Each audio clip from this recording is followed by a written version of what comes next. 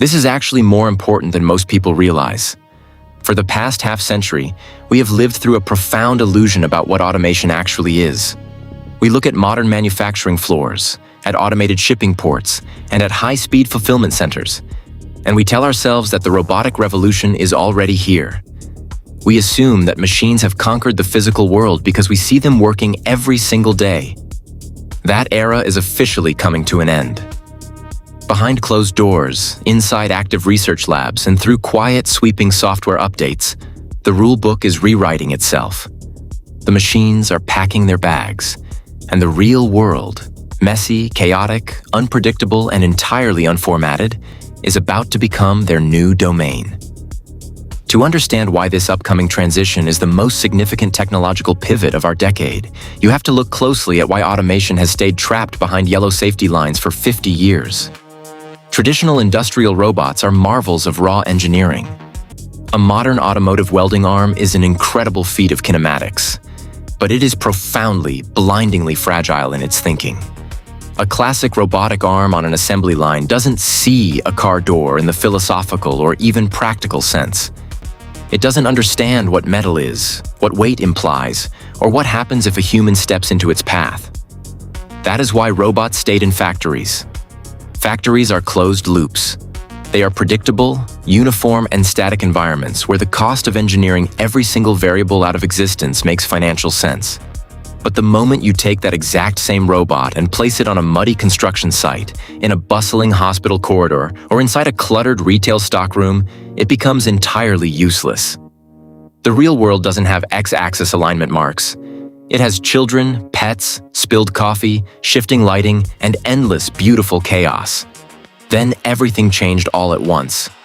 This shift didn't happen because mechanical engineers suddenly invented a revolutionary new electric motor or a magical gear reduction system.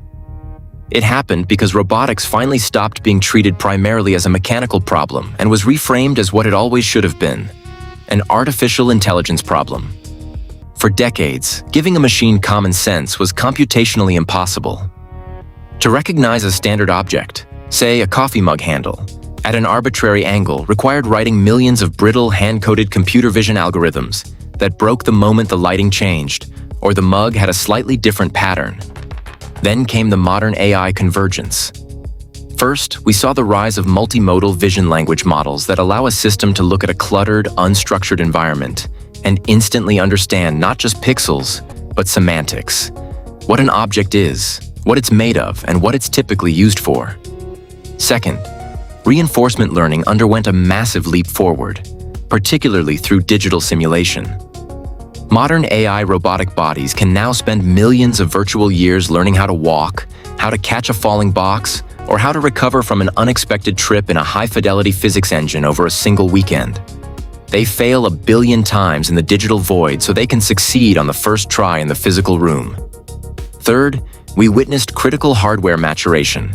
Cheaper, high-density battery packs, highly responsive compute chips running at the edge, and custom series elastic actuators that mimic human muscle compliance rather than rigid gear-slamming force.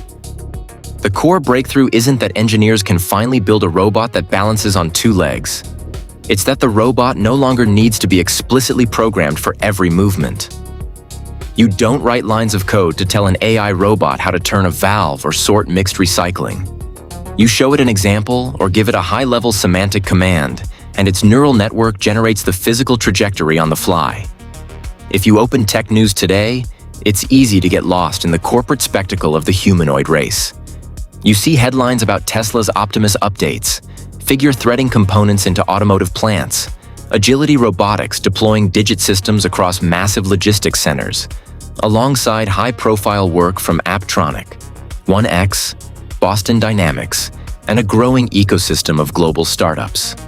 If you view this purely as a corporate turf war or a stock market battle between tech giants, you are missing the forest for the trees. These companies are not just building hardware products to sell into a niche market. They are acting as the intense proving grounds for a universal physical interface. Think about this from a deep evolutionary and design perspective. Why are so many companies converging on the humanoid form factor? It's not because humans have an ego and want machines to look like us. It is because the entire human-built world was meticulously engineered for a creature with 2 legs, 2 arms, a torso, and an opposable grip.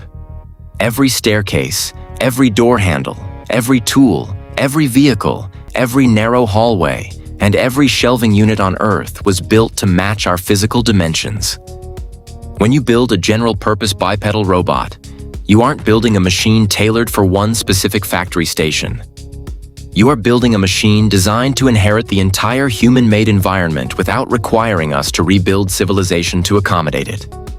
We are watching the historic transition from digital automation, which conquered our computer screens, our databases, and our spreadsheets over the last 30 years, to physical automation, which is about to touch everything else.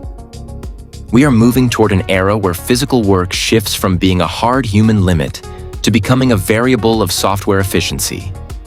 The implications of that shift will redefine how we build, how we trade, and how we measure value in the physical economy. The first robots didn't need to understand the world. We made sure of that by building factories that they could understand. We simplified reality, stripped away the variables, and locked the doors so their primitive, brittle code wouldn't shatter against reality. The next generation is being built fundamentally differently. They're no longer waiting inside the cage. They're being trained through massive intelligence architectures and relentless simulation to operate directly in ours. And if that bet pays off, the factory may not be where the great robotics revolution actually begins. It may be where it ends. And that is where the line between science fiction and our immediate future blurs. If you want to stay ahead of how this transition reshapes the physical economy, hit subscribe and drop a comment below on which industry you think these machines will disrupt first. Thanks for watching, and we'll see you in the next one.